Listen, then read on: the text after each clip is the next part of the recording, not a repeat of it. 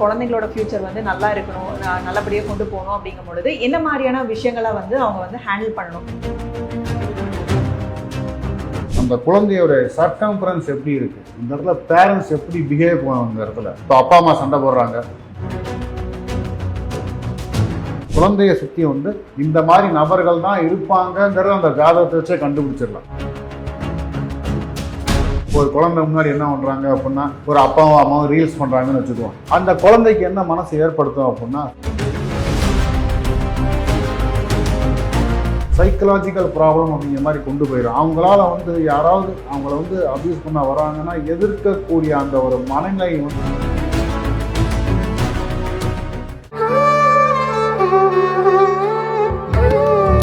Astro Tamil அன்பு நேயர்களுக்கு வணக்கம்.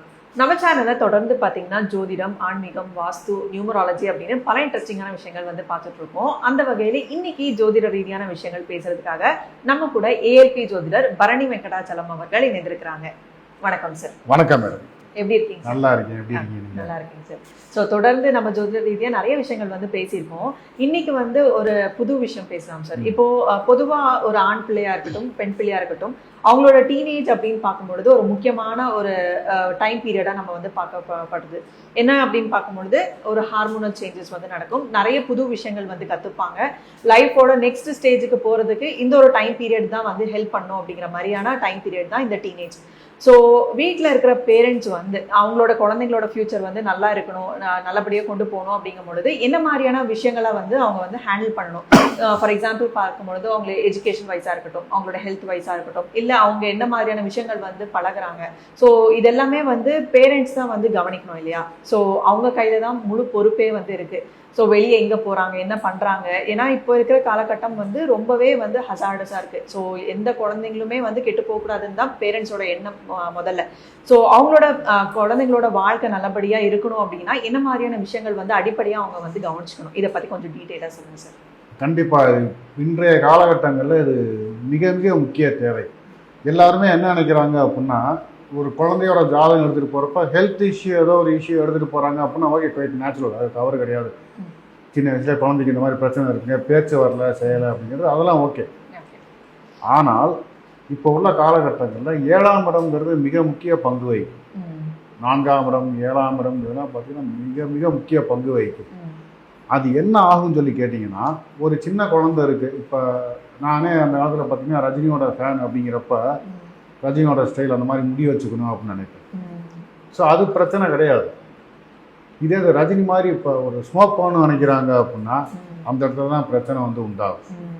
Like that. அதே மாதிரி அந்த குழந்தை எப்படி இருக்குன்னு பார்க்கறத விட அந்த குழந்தையோட சர்க்கம்ஃபரன்ஸ் எப்படி இருக்கு, பேரண்ட்ஸ் வந்து எப்படி இருக்கணும், இந்த இடத்துல பேரண்ட்ஸ் எப்படி பிஹேவ் பண்ணணும். இந்த இடத்துல இப்போ அப்பா அம்மா சண்டை போடுறப்ப அவங்க என்ன ஆவாங்க, அதே கேட்டகரி தான் வரும். பையனாக இருந்தால் என்ன கேட்டகரி வரும், அப்பா மாதிரி கேட்டகரி வரும். பொண்ணாக இருந்தால் அம்மா மாதிரி கேட்டகரி வரும்.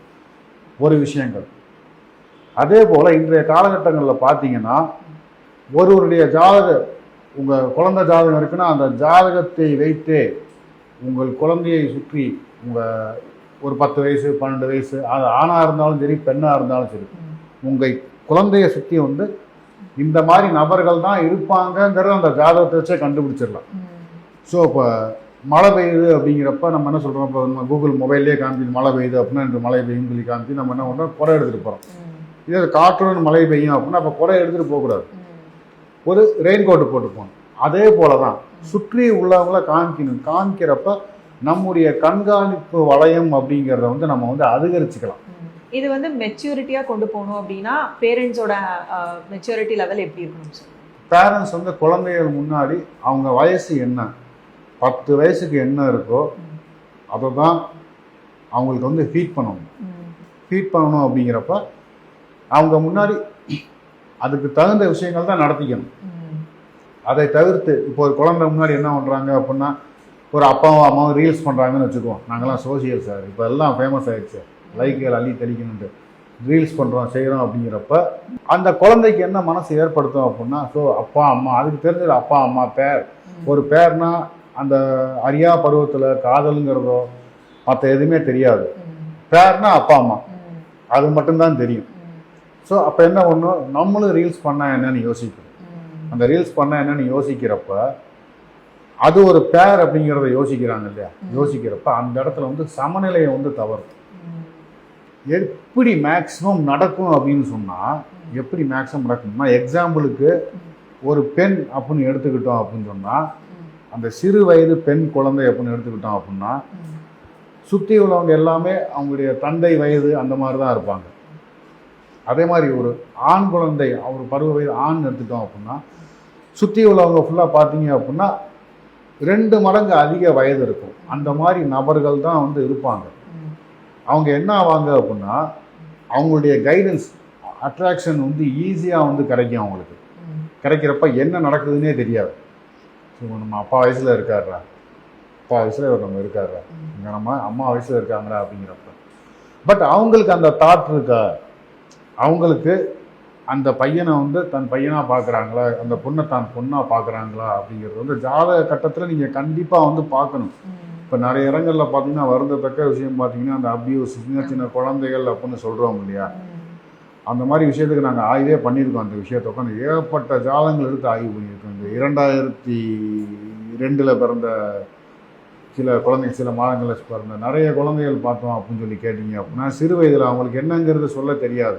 கண்ணுக்கு அந்த சம்பவங்கள் பார்க்கக்கூடாது. பருவ வயது வந்து 10 to 11, 12, 15 வயசு அப்படிங்கிறப்ப அப்போ என்ன பண்ணுறாங்க, அதை பார்க்குறப்ப அவங்களுக்கு அந்த ஆள் மனசில் அந்த விஷயம், அவங்களுக்கு தவறான நபர்கள் கிடையாது, பட் ஆள் மனசில் அந்த விஷயம் வந்து பதிஞ்சிடும் அவங்களுக்கு.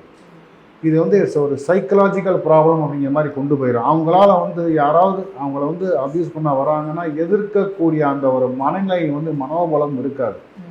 ஸோ அதனால தான் நான் என்ன சொல்கிறது அப்படின்னா, ஒரு குழந்தைக்கு வந்து உங்களுக்கு வந்து 7-8 வயசு ஆகிடுதா, அந்த ஜாதகத்தை எடுத்துகிட்டு போங்க. ஜாதகத்தை எடுத்துகிட்டு போயிட்டு அதனுடைய நகர்வுகள் இருக்குல்ல, எப்படி அது நகரும், எந்த மாதிரி நட்பு வட்டங்கள் பழகும், எந்த மாதிரி வந்து அவருடைய சுற்றுப்புறம் அமையும், பள்ளியில் எப்படி சுற்றுப்புறம் அமையும், அமைகிற வாத்தியார் எப்படி அமைவார், எந்த மாதிரி இருப்பாங்க, அந்த குழந்தை எந்த மாதிரி கேரக்டராக இருக்கும், எப்படி மாற்றிக்கலாம். கிரகங்களை வந்து நம்ம வந்து மாற்றவே முடியாது.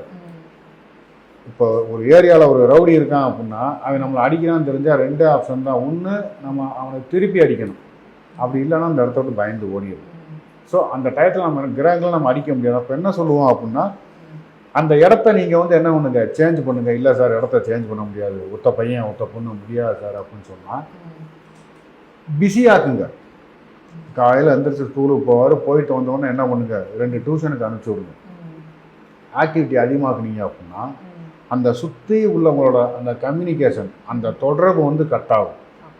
கட் ஆகிறப்ப ஆட்டோமேட்டிக்காக இது சரியாகும். எல்லாமே ஒருத்தருக்கான தீர்வை வந்து ஒரு ஜாதகம், ஒரு ஜாதகத்தில் பிரச்சனை இருக்குன்னா அதற்கான தீர்வு அவங்க கையில் மட்டும்தான் இருக்கும். கடவுள் அந்த கையில் மட்டும்தான் கொடுத்துருப்பாரு.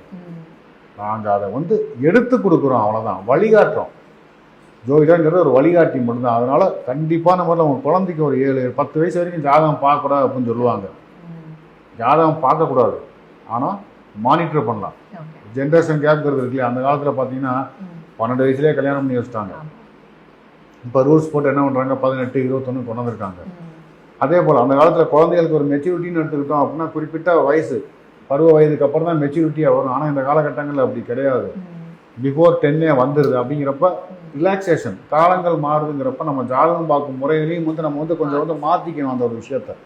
ஸோ ஒரு 7 வயசு 8 வயசு இருக்குது அப்படிங்கிறப்ப அந்த குழந்தைக்கான ஜாதகத்தை பார்த்து நம்ம என்ன செக்யூர் பண்ணி வைக்கணுமோ, ஒரு தடுப்பூசி மாதிரி, குழந்தை மாதிரி தான் தடுப்பூசி போடுற மாதிரி ஒரு 14 வயசு வரைக்கும் உண்டான அந்த ஒரு சார்ட் இருக்குது பார்த்தீங்கன்னா, அதை அக்யூரேட்டாக என்ன பண்ணிக்கோங்க, வாங்கி வச்சுக்கோங்க. வச்சுட்டு உங்கள் குழந்தைய தீவிரமாக வந்து பிரச்சனை இல்லைன்னா பிரச்சனை இல்லை, பிரச்சனை இருந்ததுன்னா கொஞ்சம் தீவிரமாக வந்து மானிட்டர் பண்ணணும். இதுதான் சொல்யூஷன், வேறு எதுவுமே கிடையாது. ஆனால் இது ரொம்ப முக்கிய பங்கு வகிக்கும். சிறு வயது குழந்தைகளுக்கு பருவ வயது, பருவம் அடையக்கூடிய, அடைஞ்சிருக்க மாட்டாங்க, அடையக்கூடிய, அந்த மாதிரி அந்த 2 கட்டாம் வயசுன்னு சொல்லுவோம் இல்லையா, எக்ஸாக்ட் வேறு.